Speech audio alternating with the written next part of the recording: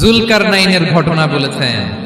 অনেক বড় বাদশা ছিলেন, পৃথিবীতে 4 জন বাদশা গোটা বিশ্ব শাসন করেছেন, 2 জন কাফির 2 জন মুমিন। কাফির একজন হচ্ছে নমরুদ, যিনি ইব্রাহিম আলাইহিস সালামকে আগুনে ফেলেছিলেন, আরেকজন হচ্ছে বখতে নাসার, যাকে ইংরেজিতে বলে নেবুচারনেজার দ্য সেকেন্ড, দ্বিতীয় নেবুচারনেজার। তারা কোনো নির্দিষ্ট এরিয়ার বাউন্ডারির বাদশা না, গোটা বিশ্বের বাদশা ছিলেন। এই 2 জন কাফির। আর 2 জন বাদশা ছিলেন গোটা বিশ্বকে শাসন করেছেন, তারা ছিলেন মুমিন। একজন হচ্ছে সুলাইমান আলাইহিস সালাম, আল্লাহর নবী, আরেকজন হচ্ছে জুলকারনাইন, গোটা বিশ্ব শাসন করেছেন, প্রাচ্য থেকে পাশ্চাত্য সব জায়গায় তিনি গিয়েছেন, ইসলামের বাণী প্রচার করেছেন, জালিমদেরকে শায়েস্তা করেছেন। তো এরকম দিক বিদিক তিনি জয় করতেছিলেন। অনেকে জুলকারনাইনকে আলেকজান্ডার দ্য গ্রেটের সাথে গুলিয়ে ফেলে না। ম্যাসিডোনিয়াতে যে আলেকজান্ডার দ্য গ্রেট ছিল, উনি আর জুলকারনাইন এক নন। জুলকারনাইন হচ্ছে আল্লাহ তাআলার প্রিয় একজন বান্দা, অনেক বড় সাহসী বীর পুরুষ ছিলেন, গোটা বিশ্বে ইসলাম প্রচার করেছেন।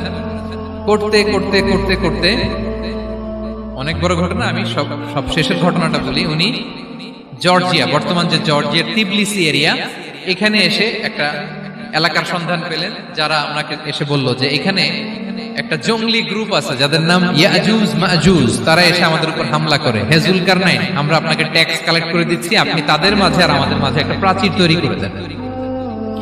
আপনারা ইয়াজুজ মাজুজের নাম শুনেছেন না? ইংরেজিতে বলে গগ ম্যাগগ। নূহ আলাইহিস সালামের 4 সন্তান ছিল, হাম, সাম, ইয়াফাস, কানাআন।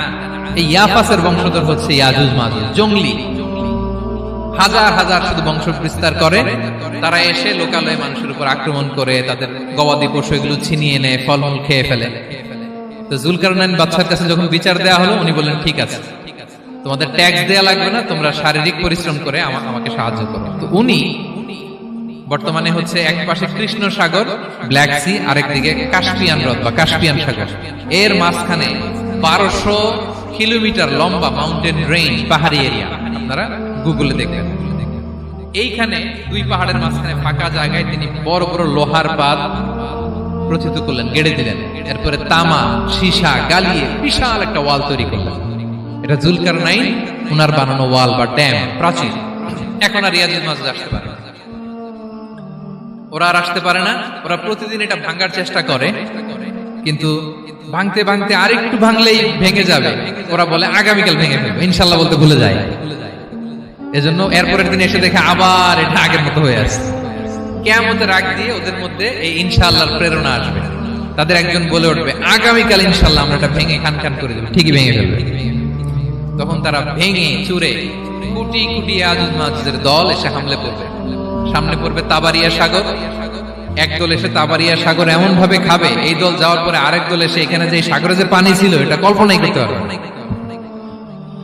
তারা পৃথিবীতে ফিতনা ফাসাদ করবে। ঈসা আলাইহিস সালাম তখন আসবেন, দোয়া করবে আল্লাহ তাআলার কাছে মুমিনরা, একটা মহামারী দিবে আল্লাহ তাআলা ইয়াজুজ মাজুজের মধ্যে, ওরা মরে যাবে সব। এরপর বিশাল এক পাখি এসে তাদেরকে আল্লাহর মর্জি মাফিক এমন এক জায়গায় ফেলে আসবে, কেউ জানবে না। তো তারা যে পচে গলে মাটির সাথে মিশেছিল, এই গলিত লাশ থেকে মাটি খুব উর্বর হয়ে যাবে। এরপর আল্লাহ তাআলা পৃথিবীর মধ্যে বারাকা দিবেন, কিছু রোপণ করলে তাড়াতাড়ি ফুলে ফেপে বড় বড় ফলমূল হচ্ছে। তো এটা কিয়ামতের আলামতের অন্য কোনো আলোচনায় হয়তো আমরা বলবো। তো জুলকারনাইন তিনি বিশাল এখানে প্রাচীর তৈরি করে দিয়েছিলেন, এবং প্রাচীর তৈরি করে দিয়ে তাদেরকে বলেছিলেন যে যতদিন আল্লাহ তাআলা চাইবেন এটা থাকবে, এবং যেদিন আল্লাহ তাআলার আদেশ আসবে এটা ভেঙে খান খান হয়ে যাবে। তার মানে দেখেন, এত পাওয়ারফুল, এত শক্তিশালী, এত ক্ষমতাধর হওয়ার পরেও তিনি তার ক্ষমতাকে কার দিকে ফিরিয়ে দিয়েছেন?